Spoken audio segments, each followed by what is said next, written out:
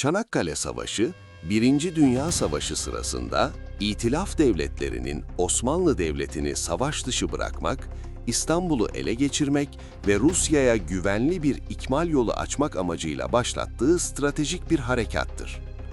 Osmanlı Devleti, Sarıkamış bozgunu ve lojistik yetersizlikler nedeniyle zayıf görünmekle birlikte, Çanakkale Boğazı'nı savunma açısından güçlü bir coğrafi avantaja ve yüksek moral gücüne sahipti. İngiltere öncülüğünde Churchill'in ısrarıyla Boğaz'ın yalnızca donanma gücüyle geçilebileceği düşüncesi benimsendi. Amiral Carden tarafından hazırlanan plana göre önce dış tabyalar, ardından iç savunma sistemleri imha edilecek, mayınlar temizlenerek Marmara'ya ulaşılacaktı. Ancak Osmanlı savunmasının temelini oluşturan mayın hatları, gizli sahra bataryaları ve sınırlı imkanlara rağmen etkili topçu ateşi planın başarısını engelledi. 18 Mart 1915'te gerçekleştirilen büyük deniz saldırısında İtilaf donanması ağır kayıplar verdi. Bu ve Irresistible ve Ocean zırhlıları battı, birçok gemi ağır hasar aldı. Buna karşılık Osmanlı kayıpları sınırlı kaldı. Bu yenilgi, İtilaf devletleri için büyük bir moral çöküntüsü, Osmanlı içinse hayati bir psikolojik ve stratejik zafer oldu.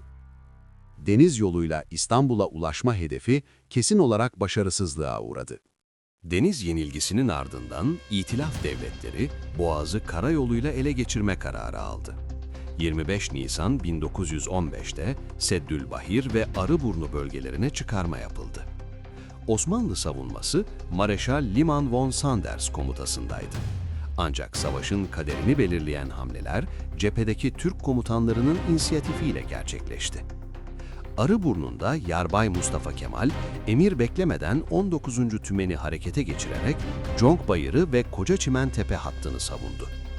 "Ben size taarruzu değil, ölmeyi emrediyorum" emriyle yapılan karşı taarruz, Anzak birliklerinin ilerleyişini durdurdu. Bu hamle, kara savaşlarının ve genel olarak Çanakkale cephesinin kaderini belirleyen dönüm noktası oldu. Çanakkale Savaşı, Birinci Dünya Savaşı sırasında Türk boğazlarının sahip olduğu jeopolitik ve stratejik önem nedeniyle ortaya çıkmış, yalnızca askeri değil, siyasi, ekonomik ve tarihsel sonuçlarıyla da dünya tarihini etkilemiş büyük bir mücadeledir. İstanbul ve Çanakkale boğazları, Asya ile Avrupa'yı ve Karadeniz'i Akdeniz'e bağlayan konumları sebebiyle yüzyıllar boyunca büyük devletlerin çıkar çatışmalarının odağında yer almıştır. İngiltere, Fransa, Rusya ve Almanya'nın boğazlar üzerindeki emelleri Çanakkale cephesinin açılmasının temel nedenini oluşturmuştur.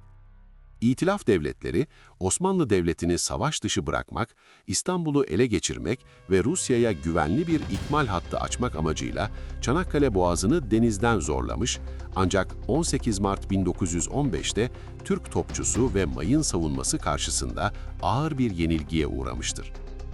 Deniz harekatının başarısız olması üzerine Gelibolu Yarımadası'nda kara savaşları başlamış, Türk ordusu üstün teknoloji ve sayı gücüne sahip düşman kuvvetlerine karşı yüksek bir direnç göstermiştir. Bu muharebeler, Balkan Savaşları sonrası sarsılan Osmanlı ordusunun itibarını yeniden kazandırmış ve Mustafa Kemal Atatürk'ün askeri lider olarak öne çıkmasını sağlamıştır. Çanakkale Zaferi, askeri açıdan İtilaf devletlerinin İstanbul'u ele geçirme planlarını bozmuş, savaşın en az 2 yıl uzamasına neden olmuştur. Boğazların kapalı kalması, Rusya'nın müttefiklerinden yardım alamamasına yol açmış ve Çarlık Rusyası'nın çöküş sürecini hızlandırmıştır. Aynı zamanda İngiltere ve Fransa'nın askeri ve siyasi prestiji ciddi biçimde sarsılmış, sömürgelerde bağımsızlık ve ulusal bilinç hareketleri güç kazanmıştır. Sosyoekonomik açıdansa boğazların kapalı kalması, dünya ticaretini ve özellikle Rusya, İngiltere ve Fransa'nın ekonomik dengelerini olumsuz etkilemiştir. Türk ulusu açısından en ağır sonuç, yüz binlerce şehit ve yaralıyla birlikte çok sayıda aydın ve eğitimli insanın kaybedilmesi olmuştur. Bu durumun etkileri, milli mücadele ve Cumhuriyet'in ilk yıllarında da hissedilmiştir. Sonuç olarak Çanakkale Savaşı, Türk milletinin bağımsızlık ve vatan savunmasındaki kararlılığını ortaya koymuş, askeri, siyasi ve sosyal sonuçlarıyla hem Türkiye'nin hem de dünya tarihinin seyrini değiştiren bir dönüm noktası olmuştur.